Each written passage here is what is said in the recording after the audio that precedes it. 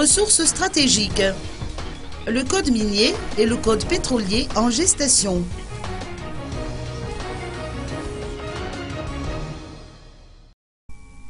Le ministre auprès de la présidence chargé des ressources stratégiques, Lalarseine Joélie Valérien, a fait savoir que l'on prépare actuellement la révision de la loi portant code minier et code pétrolier.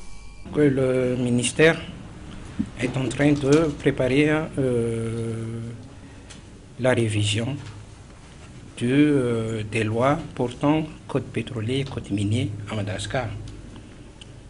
Ces lois ont été respectivement publiées en 2005 et en 1996.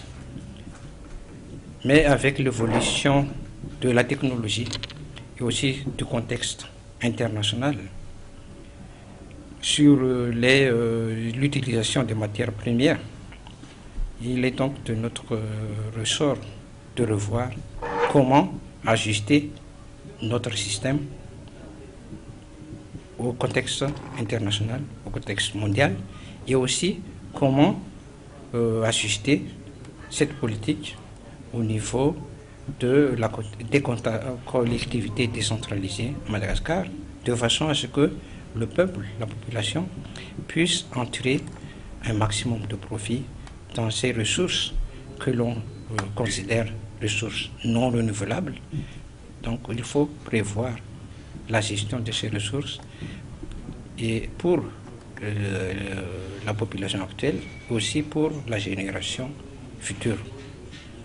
Dans ce contexte et dans ce cadre de cette réforme, il est temps donc de prévoir, d'envisager l'éventualité de la création d'une société nationale, aussi bien en mine qu'en pétrole. Le ministre a également apporté des précisions sur la création d'une société nationale que l'on envisage de mettre en place incessamment. Moi, je dirais, on ne doit pas se poser cette question, mais on doit poser la question que Madagascar doit se préparer à l'éventualité des productions aussi bien minières que pétrolières.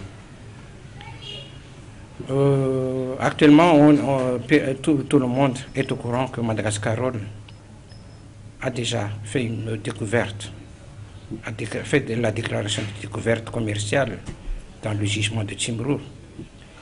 Ils sont en phase de essai pilote actuellement, mais viendra le jour où il passera à la phase de production commerciale.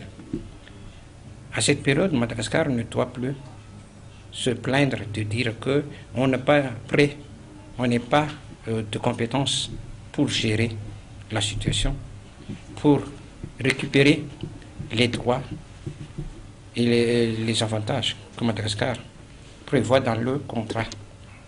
Donc il est temps maintenant de créer cette société nationale.